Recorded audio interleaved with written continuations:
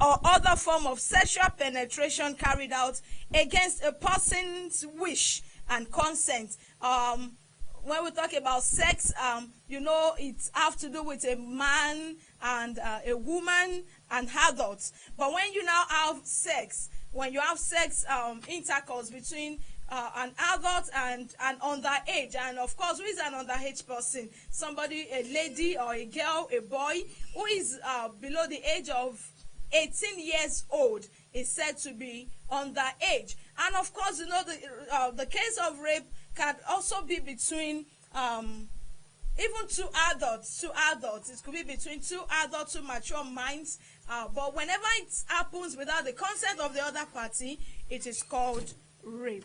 Oh yeah, okay, you won, baby.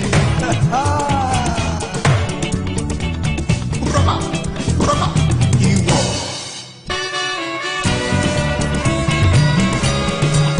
Like I said earlier, that rape is sexual intercourse without the consent of the other person and the other party. It could be a man, it could be a woman, it could be a boy, and of course, it could be a girl. The act may be carried out by physical force, coercion, abuse of authority, or against a person who is incapable of giving valid consent. The issue of rape could be between a boss and, of course, the employee and the subordinate in the office. Probably somebody who could not just say no to you. The case of rape could happen between a matured family relation and to a younger lad, a younger child, a younger girl, a younger boy who could not even give consent to what he or she wants at the moment, such as one who is unconscious, incapacitated, has an intellectual disability, or is below the legal age of consent. And of course, like I mentioned the other time, the legal age of consent is 18 years in Nigeria. So when you have sex with somebody below the age of 18, you should know you are, of course, what you are doing to that person is rape. And of course, nothing else but rape. Whether you are doing it to a girl or you are doing it to a boy, what you're doing to that person is rape. When you have sexual intercourse with somebody that is incapacitated, somebody that is not in the right mind, even to say no or to give his consent, it is called rape. You are in tune, of course, with Skywave's production, and of course, the topic today, what we're considering, is rape in the society.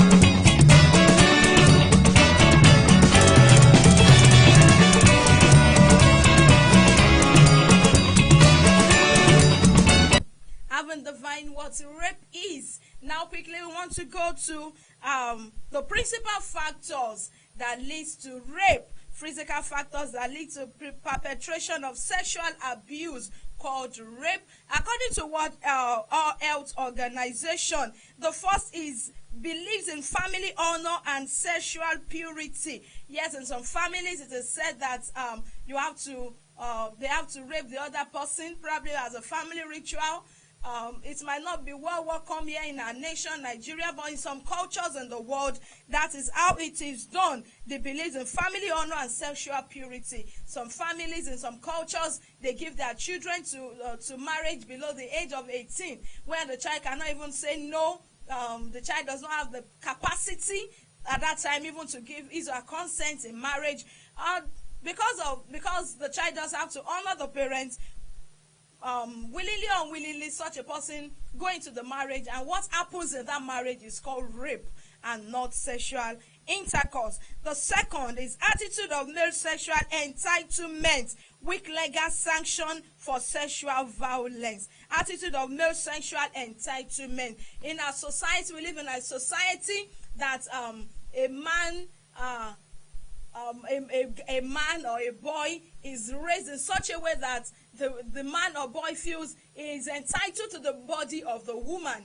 Just like it is said that in some factor, probably even in religious setting, they say the man is the head of the family, and because of this, so many people have believed that you just have to, any girl you see on the street, you are entitled to the body of that person, which is not true. Yes, that is never the truth, because a lot of guys, they just feel like, okay, I have the right to the body of this person. They just feel like, okay, let's gang up against this person, and what they do to such a lady is rape. So we're saying rape in our society, we are considering the factors, the principal factors that lead to perpetration of rape. I said the first one is belief in family honor and sexual purity, and the second is attitude of male sexual entitlement.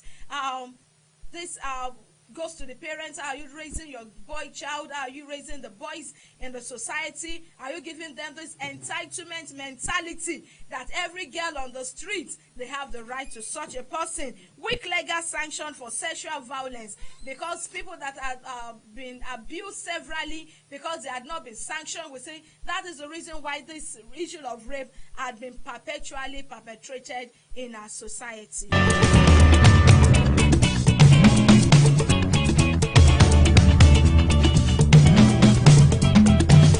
Tẹ̀mí àwọn méjèèjì wọ́n jọ ń lọ bẹ́ẹ̀ ni tó ń gbé rìn ní ọlọ́ ayẹlẹ tó ń gbé rìn ní ọlọ́ ìtàkùn tó ní kájà náà kú mọ́wọ́ tó láyé tó ń gbé rìn ní ọlọ́ ẹ̀jẹ̀ ń bọ̀.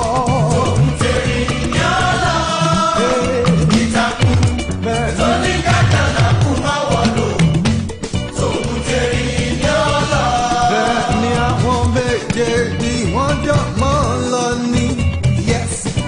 Having mentioned two factors, and now I want you to know that no single facet explains the motivation for rape. The underlying motive of rapists can be multifaceted. Of course, there are many reasons why people indulge in this sexual act called rape. There are so many reasons why so many people engage in this abuse of the other person's body. The several factors and have been proposed, and the first one is anger. Yes, anger, because the other party feels I'm angry with this person, and the way to deal with the person is just to gang up against such a lady, and of course to rape the person, because a guy is angry, probably because of a breakup in a relationship, because something is not working, and he just feel like, okay, how can I get this lady? And because of the anger, we see that it has been proposed that anger can also be a cause or a factor that leads to sexual rape. And of course, we say power, because when you have power, you feel you can do anything and go free. And because of the fact that people think they are powerful, and whatsoever they do, they can just get out without being punished or without being put to book. They feel that it seems to be a factor. Another one is sadism. Some people are so sad, they are not happy with themselves, things are not working out for them, and they also want to transfer this aggression. They want to transfer what they are feeling just to other people, probably because they see people around them are happy, and they are just surprised that why are these people so excited and happy. And because they are sad, and because of what they are going through at the moment, they'll feel the best thing to do is to go ahead and rape. That seems to be a factor. We see sexual gratification, when people cannot control their sexual drive. Mostly this happens in the male gender, when you have sexual gratification to women and to girls around you, and even some people have sexual gratification to underage people around them, sexual gratification to other women around, and they feel okay because of this gratification that cannot be controlled. It can also be a factor that leads to rape or evolutionary possibilities. However, some factors have been significant causal evidence supporting them. Let's go for a musical break. We'll be right back.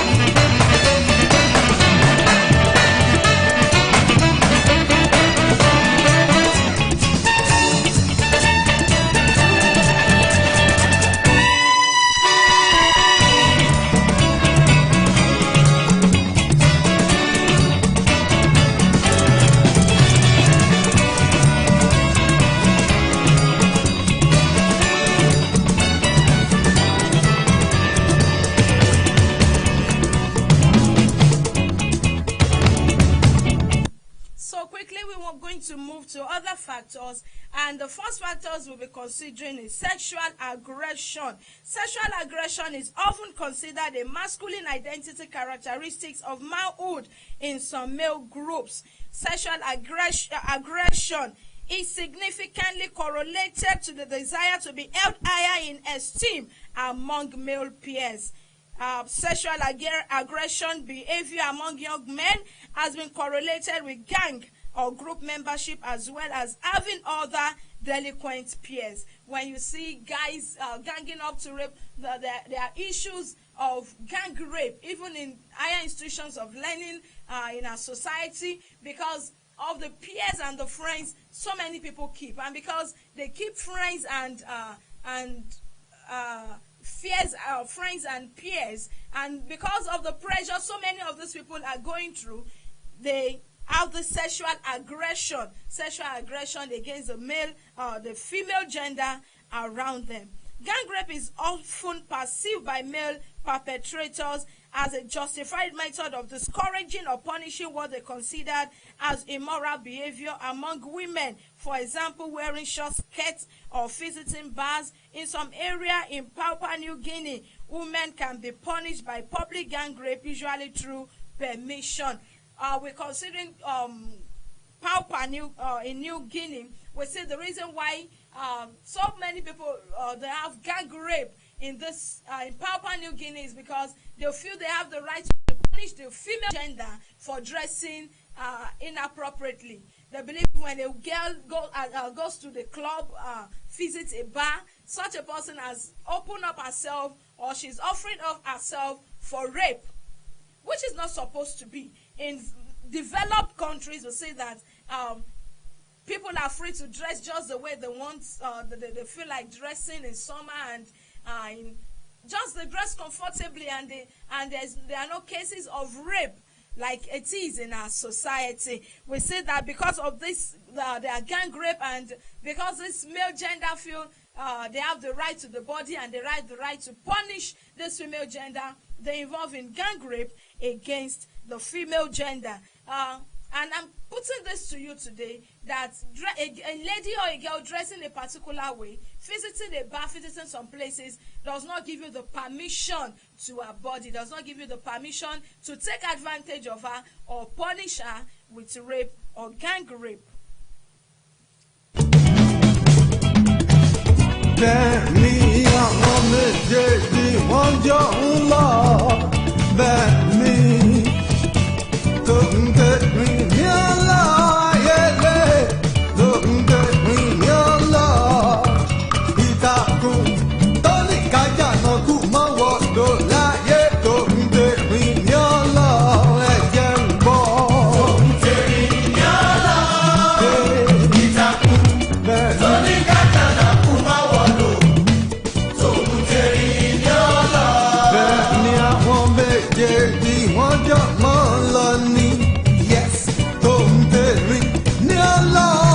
And of course, gang rape and mass rape are often used as a means of male bonding. This is particular evidence among the soldiers because it is very much illegal and it is not allowed in the camp. We see that when soldiers are involved in gang rape, probably in the war front, it makes them to bond together because it must not be had it is considered to be a taboo and also considered to be illegal. And so because male and people that are involved in this mass rape or gang rape, they find a way to bond together. They find a way to be loyal to each other because they know what they've done is a taboo and must not be revealed. Rebel group who have forced recruitment as opposed to volunteer recruits are more involved in rape, as it is believed that recruits start off with less loyalty to the group. In Papua New Guinea, urban gangs such as Rascal Gang often require raping women for initiation reasons. Of course, we see that rape can also be done for initiation reasons. The gang rape can occur when a set of people want to initiate a woman, a girl, a female gender into any cult or other group that is against the consent of such a person.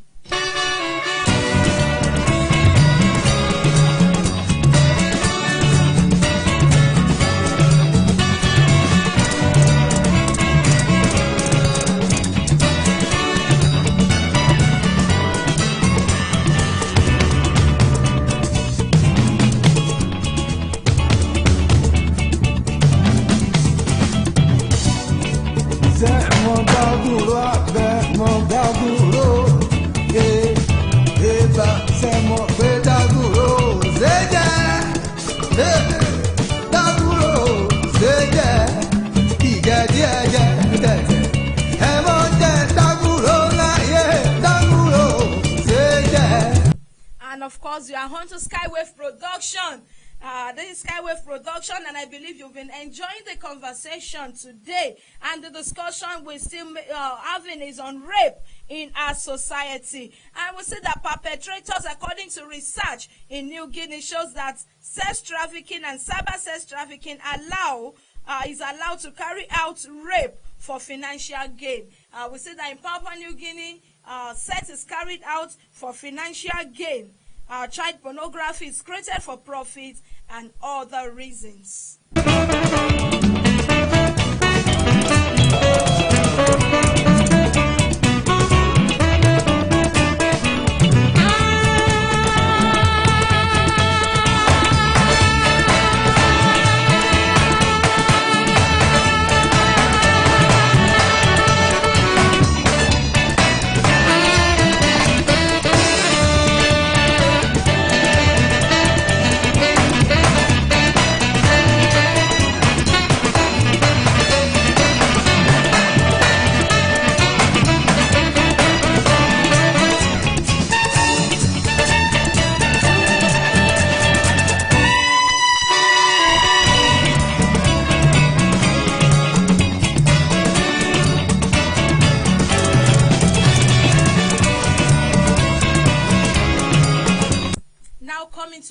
Coming down to our society and coming down to Nigeria. In a nutshell, we see rape is a non-consensual sexual intercourse. When a man has sex with a woman without her consent in Nigeria, it is called rape.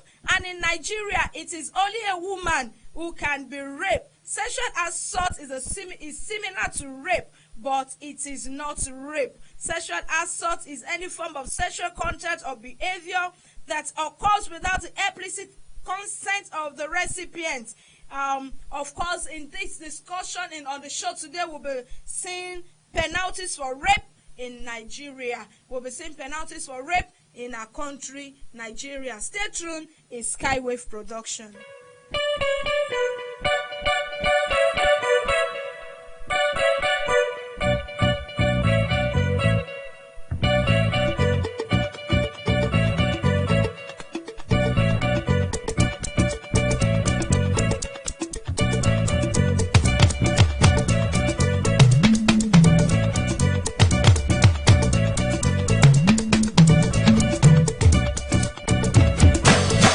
Of course, in Nigeria, there are 5 laws that deals with rape.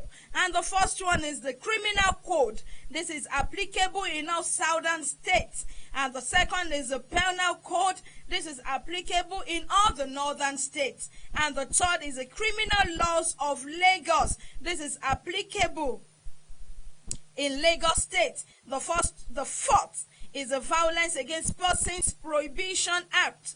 This was passed as a law only applicable in FCT Abuja. However, a number of states around the country have now passed their own version of the law applicable in the respective states. And of course, the fifth one quickly, the Child Rights Act. This is only applicable in the states which have domesticated it.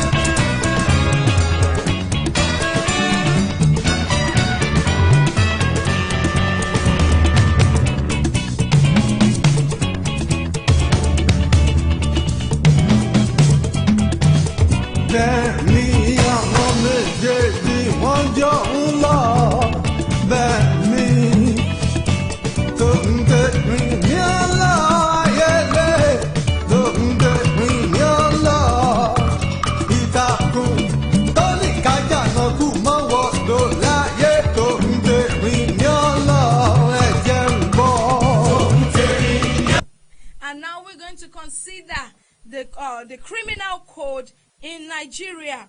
Under the criminal code, rape is when any person has sexual intercourse with a woman or girl.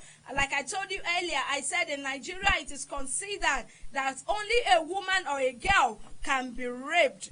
So now I say in the criminal code, rape is when any person has sexual intercourse with a woman or girl without a consent or incorrectly obtained consent. Consent can be incorrectly obtained where it is obtained. The first one, it could be by force, it could be by threat, and of course by intimidation, by means of force and fraudulent representation as to the nature of the act. And of course in Nigeria we see today the cases of lecturers raping the students, and of course like that, like even family members, the uncle to the child, and just like that, even fathers to their own daughters. By a person impersonating a married woman's husband in order to have sex. Under the criminal code, sexual intercourse with underage girls, yes, girls below 18 years, or people with unsound mind is an offense of defilement. Having said that, somebody with an unsound mind, somebody that is not in a right state of mind to give a consent, is considered to be rape. And so technically a person could be charged for rape and defilement.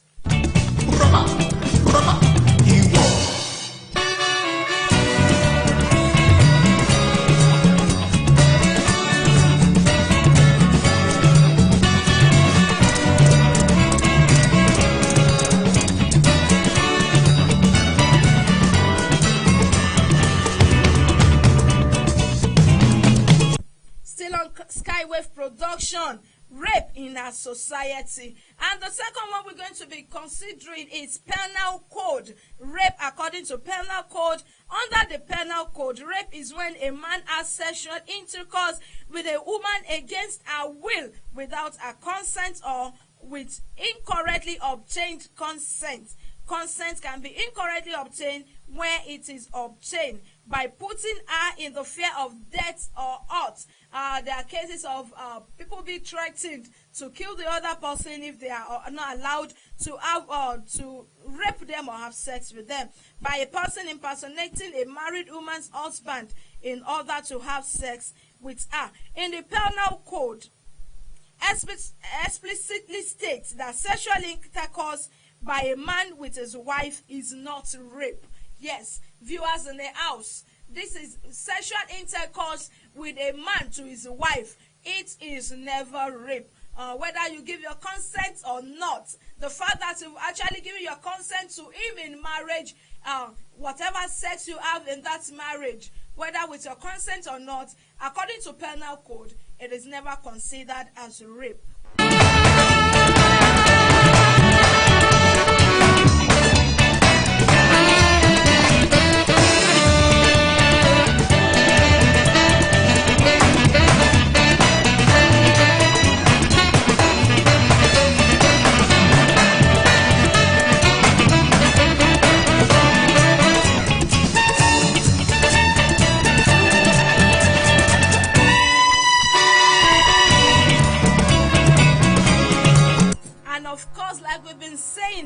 In the third law, criminal laws of Lagos, we say that it also states explicitly that sexual intercourse by a man with his wife cannot be unlawful.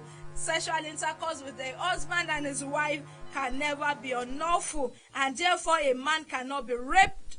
A man cannot rape his wife. It's not possible for a man to rape his legally married wife. It is important to note here that in all three laws, rape can only occur when the vagina of the woman is penetrated. If the vagina of the woman is not penetrated, it is never considered as rape.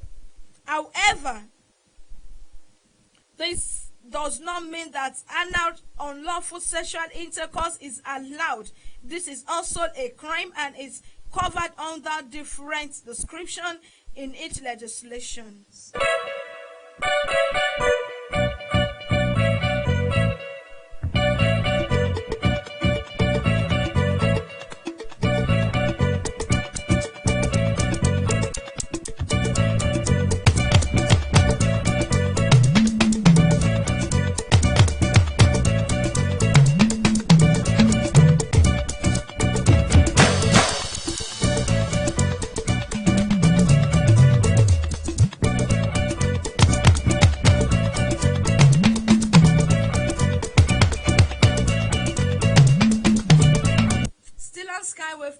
section. In case you want to join the show, you want to leave a comment, or you want to you have a question or you have a contribution, the line to call is 07042 000019 or 07055566988. That is the number to call in to join the show today. And what we've been discussing is rape in our society. You can we're going to be talking on the effect of rape on the victim, and because most of them can't talk about it and keep it secret forever. You want to give a contribution, you want to say something, you want to share an experience, you can join the line, you can call in to contribute.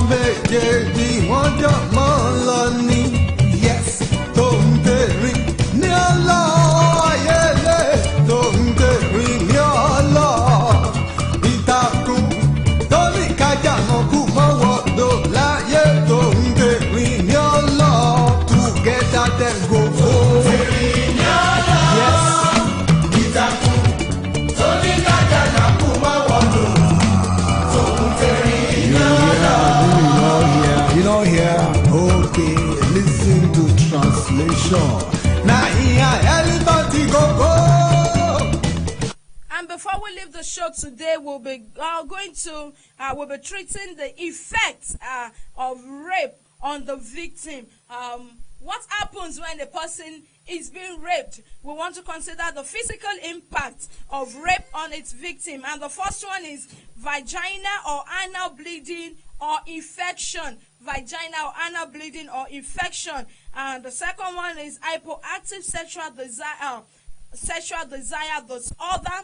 The third is virginity or vaginal inflammation and painful sexual intercourse, and also vaginismus, a condition affecting a woman's ability to engage in any form of vaginal penetration.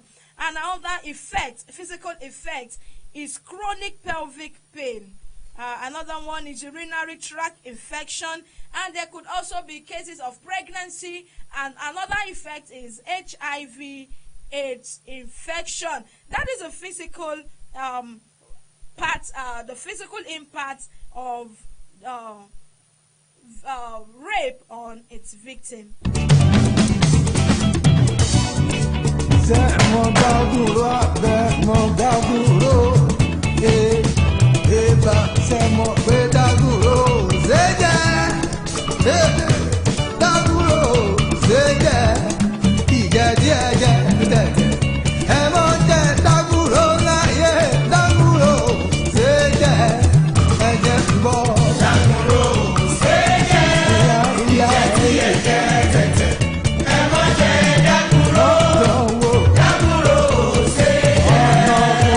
And of course, stating in the physical effects of rape on its victim, we'll talk about pregnancy. And of course, you know, in cases of pregnancy, those pregnancies are mostly unwanted. And of course, it could lead to abortion. And while abortion is committed against the victim, it could lead to untimely death. Quickly, because of our time, we're going to the psychological impact of rape on its victim. And the first is the immediate effect. Survivors of rape may often have anxiety and fear directly following their attacks.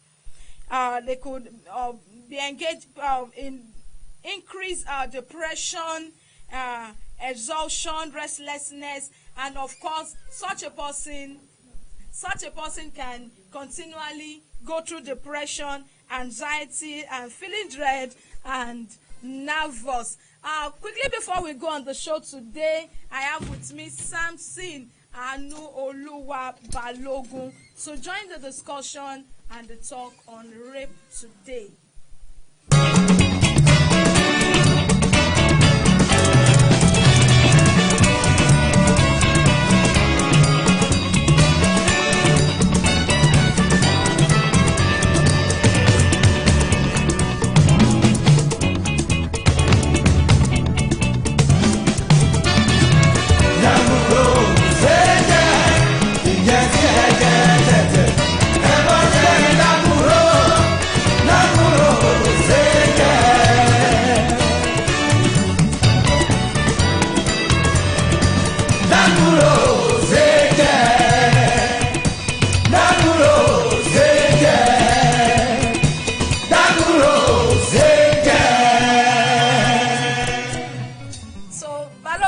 Welcome on the show today. It's good to have you on the show.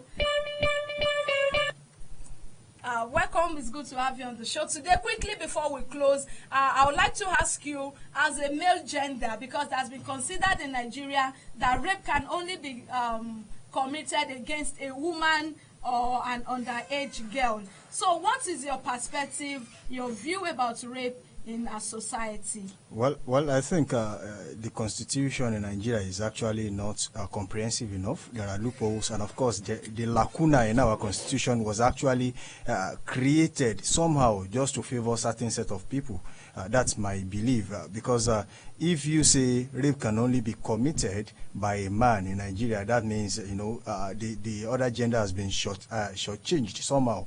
But then, be that as it may, I think the penalty for rape in Nigeria has not been really handled the way it should, because it is just too little, too small for that kind of offense. Because so if you have actually successfully raped a person, it is as good, it is tantamount to murder, because you have actually killed that person mentally. Because some people actually kept it in them. They have been unable to, talk to anyone as regards if they have been raped in the past or not. That, for me, a secret kept for such a long period of time can actually eventually cause some sort of mental damage to such person. And of course, you see some people behaving irrationally. Unfortunately, they have issues bothering them, but we are not saying it because they are afraid to talk to anyone. And I believe there are societies right now which actually cares for that in Nigeria, where you can actually go to, you visit, you pour your mind out, you talk to people, and then with that you receive some sort of relief, and then you can actually act normally as a human being on the streets of Nigeria. It's okay. Thanks for that contribution. And of course, you said a certain gender has been shortchanged in Nigeria. Somehow, yes, because what I have actually read, what I have seen, it is not limited to just the male gender alone that can commit the offense rape. But then, even in Nigeria, rape is somehow underdrafted in the constitution, because even if you have actually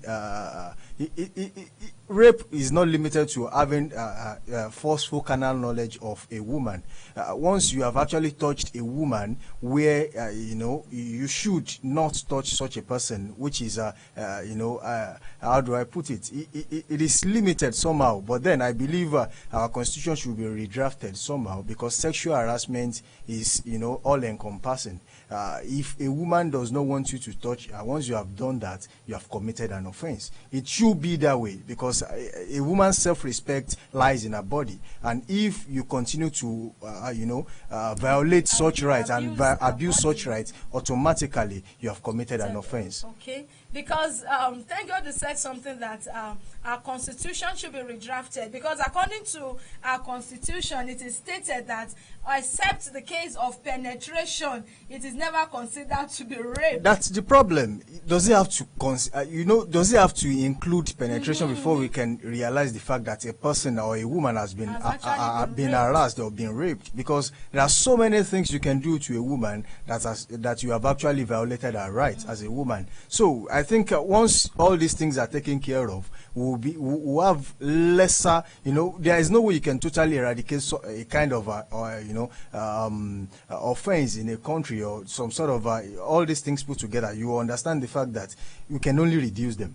And once we put the necessary machineries in place, the constitution is actually the most important cog in that machine that will make it work. And if we are able to put our constitution in the right place, automatically these people will actually understand the fact that it should be that way. And one more thing is, even if the constitution is well drafted, I think the law enforcement agencies should be able to swing into action and be able to arrest offenders. You know where they are, you know where they belong to. Apologies to anybody that feels like I cannot work anytime I feel like I should be working. Probably you say I'm working at night. It doesn't make sense. Or in a particular way, that does not concern you. It is still my body, and that is a way for me to express myself. This is how I want to dress. I'm actually glad this is coming from a male gender. Of course, yeah, there are things we need to understand, and once we are not jumping the lines, we will be able to get it right eventually in this country. But for me, I think we should be able to understand the fact that the way I dress or where I go to, what time I walk, it does not. I'm actually calling. Of course, for the attention of a male to be raped. Of course, you understand what I'm saying. Yes, thank you for that contribution. Thanks for joining the show today. And quickly before we go, as a male gender, I would like you to tell us ways to curb rape in our society as a man. Well, I think the next episode of this program will actually take care of that, because we are, running out of time, and we should, actually pave the way for the next presenter that will be coming on board. Oba Ilukan will be coming on board right now to have his program Agbara Inye. Tune in and, of course, watch that very program. We'll be seeing you next week. So thanks for joining the show again today. Skywave Production, in the name of our executive producer, Oloyede Omowumi, and of course the producer in the house, Kenny Adejire. We say thanks for joining the show today. So we'll come your way again. I'm Rachel Oluwafemi Oladipupo. And with me also is Samson and Oluwa Balogun. Thank you. Do have a good day and enjoy the rest of your week. God bless.